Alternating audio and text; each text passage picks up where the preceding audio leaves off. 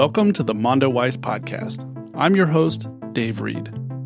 At Mondoweiss, we cover the movements, activists, and policymakers who affect the struggle for freedom in Palestine. The Trump administration's Abraham Accords were championed as historic peace agreements, despite the fact they actually normalized relations between authoritarian regimes and facilitated massive weapons deals. Mondoweiss' U.S. correspondent Michael Arria spoke with Beth Miller, Senior Government Affairs Manager at Jewish Voice for Peace Action, about the impact of the agreements and recent congressional efforts to enhance them. Okay, so to start, I was wondering if you could just explain what the Abraham Accords are and what impact they've had on the region thus far. Absolutely. So the so-called Abraham Accords are essentially a Trump administration era policy of pursuing weapons deals and business deals with authoritarian regimes in exchange for them normalizing relations with Israel, which really means undermining and sidelining Palestinian rights. So the Abraham Accords led to the normalizing of relationships between the Israeli government, the United Arab Emirates, Bahrain, Morocco, and Sudan as of now. And in each of those cases, what we saw were the Trump administration, with the support of Jared Kushner at the time, pushing for very dangerous weapon sales and kind of political trading to try to get those countries to basically say, we don't care about Palestinian rights anymore. We will work publicly with the Israeli government. And so, for example, the United Arab Emirates, in exchange for normalizing relations with Israel, got the United States to agree to selling F-35s to them, and Reaper drones and other sorts of dangerous weaponry.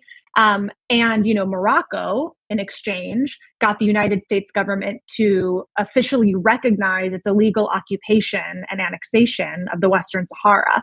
So what we're seeing are essentially it's an approach to foreign policy where the US government is ignoring completely all human rights violations, the occupation, Israel's apartheid government, everything that the Israeli government is doing, and its ongoing violent oppression of Palestinian people, being entirely disregarded. And instead, the US government is saying what quote unquote peace in the Middle East looks like is just to get authoritarian governments trading with one another.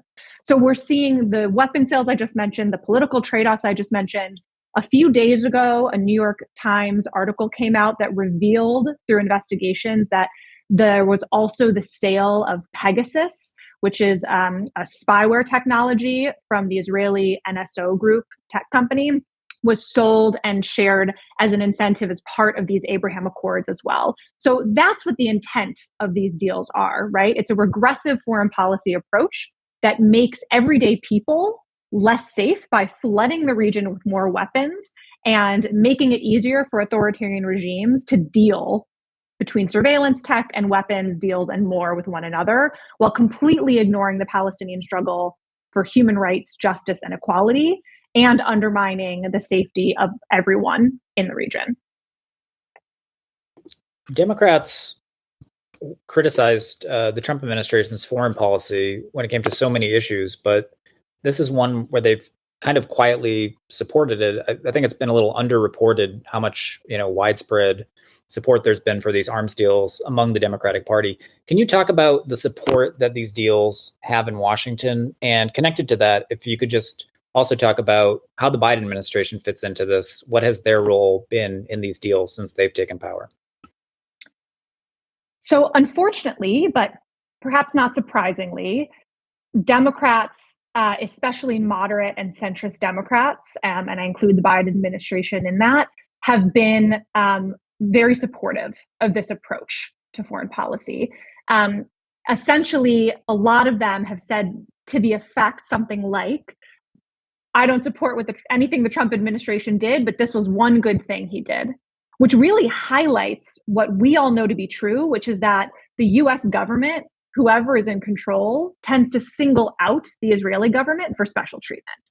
right? So you have Democrats who may talk a big game about centering human rights, putting that back in our foreign policy.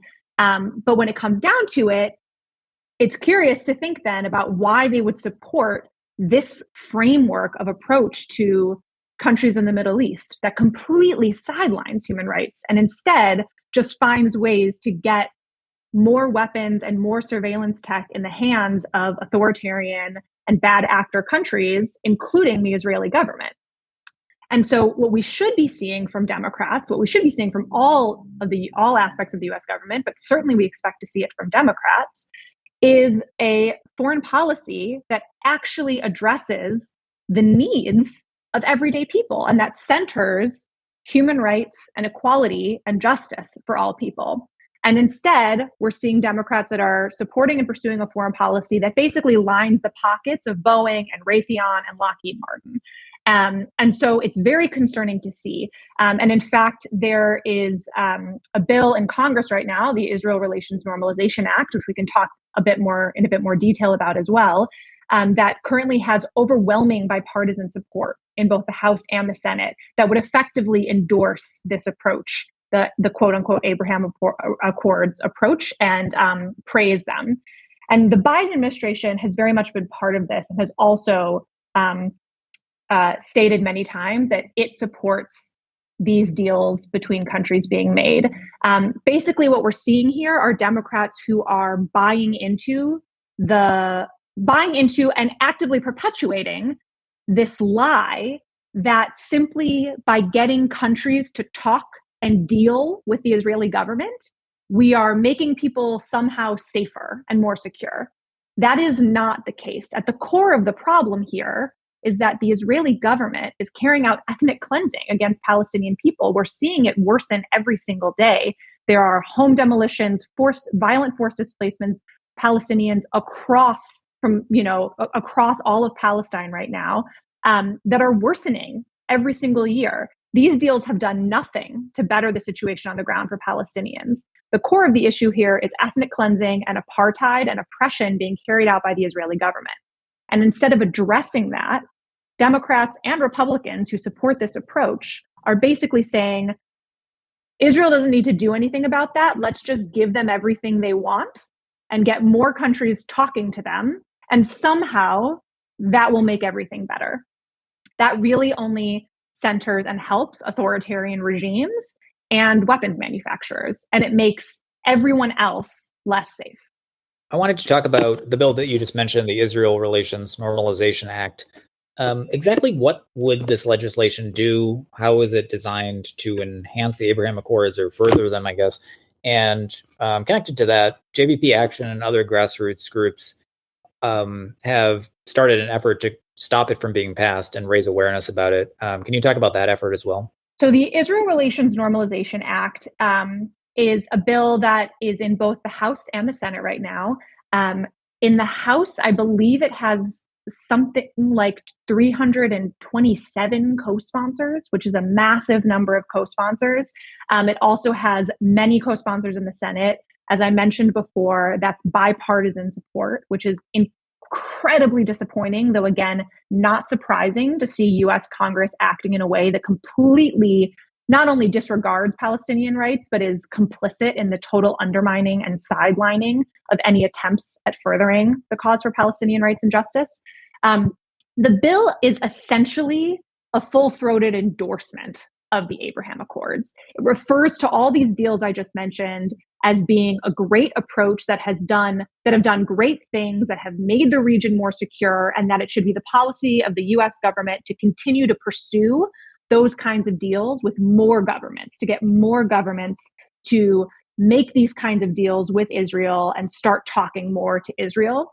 There is no mention of the occupation. There's no mention of Palestinian rights. The thing that could be spun as being remotely close to that is a mention of the two-state solution as being needed, which, as we all know very well, does not mean anything close to support for Palestinian rights, right? It's a political talking point at this point, and really means nothing except for it was probably just thrown in there to try to get some Democrats who are slightly to the left of AIPAC, perhaps, right? That's what that was thrown in there for. So again, it is a bill that basically says the way we think the US government should approach pursuing, quote, peace in the Middle East is by trying to find ways to get more and more governments to deal publicly with the Israeli apartheid government. That's what is at the core of this bill. And, the listeners to this show will know very well and have known for a long time that Israel is a violent apartheid regime, right? Palestinians have been saying it for decades. Over the last couple of years, Israeli human rights organizations have begun saying it, Human Rights Watch, and now as of today, Amnesty International has just said it as well. This is a bill that is basically saying, how do we get more governments to interact with our favorite government, which is an apartheid regime? What we should be doing is taking back steps, right? Away from the Israeli government. We should be taking moves to sanction it, arms embargo, cutting and withholding military funding, and doing everything we can to force and pressure the Israeli government to end its apartheid regime, to stop ethnic cleansing of Palestinians. And instead, we are doing the exact opposite. And the Israel Relations Normalization Act is actively pursuing a policy to support the Israeli government, to give it everything it wants without it having to take even a tiny step toward ending its violation of Palestinian human rights. It's worth noting also that this goes alongside other efforts we're seeing in Congress in support of the Abraham Accords. So there are also caucuses in the House and the Senate that are basically caucuses that are explicitly created to support and pursue more deals like this.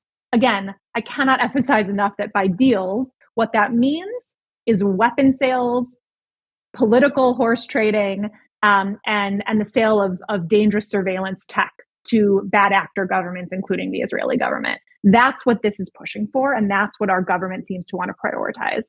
JVP Action partnered with dozens of other organizations to release a statement stating opposition from progressive grassroots and advocacy organizations to this approach. And the statement essentially calls on Congress to embrace a foreign policy that centers the human rights of actual people and actually centers a policy, and is a policy that actually centers making everyday people live safer lives instead of the Abraham Accords and the Israel Relations Normalization Act, which seek to line the pockets of weapons manufacturers and help authoritarian governments deal with each other more smoothly and effectively and trade with each other with more ease.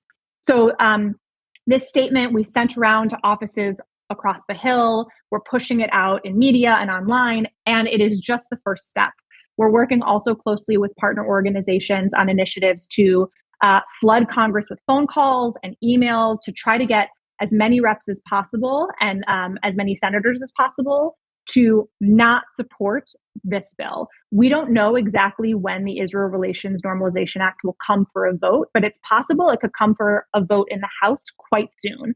And so it's actually really critical that everyone reach out to their member of Congress, because you might have a member of Congress who you would assume is not supporting this bill, but who is currently a co-sponsor of it. Because there is a ton of political pressure for people to get on this bill because it is being spun misleadingly as a bill that's all about peace in the Middle East. As I've said, that is not what this bill is about. This is a bill about weapons deals between authoritarian governments and supporting Israel's apartheid regime and refusing to do anything to hold the Israeli government accountable. But because of how it's being spun, it has an overwhelming popularity. So it is going to take overwhelming grassroots support to get as many progressives in particular to say no to this bill and to say, this is not how the United States government should be acting. This is not the way that we should be centering our foreign policy. And so that's the kind of thing that we're pushing for right now in the lead up to a possible vote in the near future. And finally, I wanted to follow up on something you just mentioned. When these efforts are touted by Republicans or Democrats, Palestine and Palestinians are often not mentioned at all. Can you talk about how these deals have sidelined Palestinian rights, and what kind of policies should groups be advocating for in contrast to deals like the Abraham Accords? It's one of the most telling and revealing things about these Abraham Accords that Palestinians are so rarely mentioned, right? Like you said, Palestinians, Palestinian rights, the occupation, apartheid, none of it really comes up when proponents of these deals are talking about them. And if they do, it is lip service at best and kind of in passing.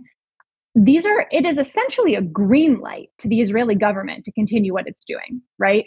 At the core of, leading up to these deals, the core idea here was that other countries in the region would not trade with, would not engage with the Israeli government until the Israeli government ended its violation of Palestinian rights, ended the occupation, et cetera, et cetera. And now that is all breaking down, and Palestinians are being thrown under the bus. And so not only from these other governments that are now, many of them were already dealing with Israel in many ways under the table, right? We know that, but it's now being publicized and officialized in this new way. But also the U.S. government, by the U.S. government doing what it has always done, claiming to be a neutral mediator when in fact acting as Israel's, biggest proponent and advocate in the region. All of us, all of the U.S. government and all these other governments are effectively saying to the Israeli government, you're fine. Keep doing what you're doing. We just don't care. We are going to deal with you. We are going to work. And as the U.S. government, we're saying we are going to work really hard to get you everything you want. And you don't have to do anything for us to do that. You don't have to end the occupation. You don't have to end discrimination of Palestinians. You don't have to lift the illegal blockade of Palestinians living in Gaza, which is collective punishment of 2 million people. You don't have to stop ethnic cleansing. You don't have to end home demolitions. You don't have to do anything. Keep it up. It's all good. We'll do all this for you too. And so it has, it's sidelining Palestinian rights. That is at best, it is completely undermining the movement for Palestinian freedom, Palestinian rights, and Palestinian liberation, and trying to isolate Palestinians to the point where they are forced to give up on their political and human rights. That's the end goal, right? Is to isolate Palestinians so much that they don't have any power, any leverage. And so again, where we find ourselves is in a position where it's up to people, it's up to the movement, the Palestinian rights movement, it's up to allies of the Palestinian rights movement to stand up and fight back against this because, of course, again, no surprise, governments are not going to do it for us.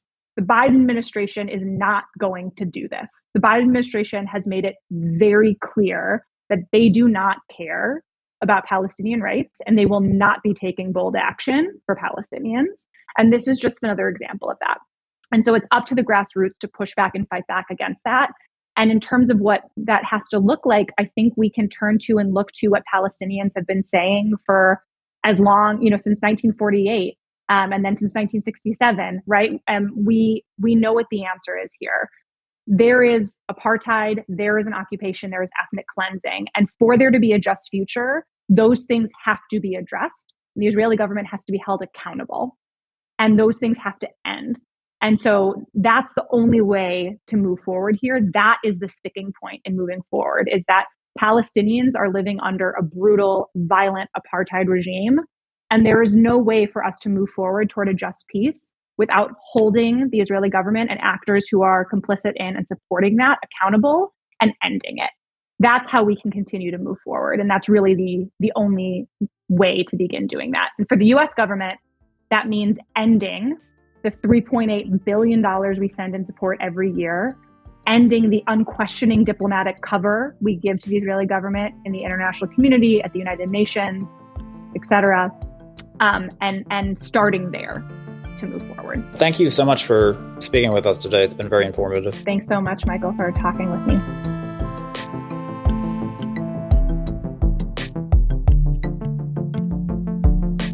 Thanks for listening to our show, a production of Mondoweiss.net. The music is from Sound of Picture. Visit our site to sign up for free daily and weekly newsletters on Palestine, Israel, and related U.S. politics. If you're enjoying our podcast, please consider becoming a donor by visiting mondoweiss.net/donate. Mondoweiss is a nonprofit publication, and every donation of any amount helps sustain our work. Don't forget to subscribe to this podcast wherever you listen, and please leave a rating and review to help other listeners find our show.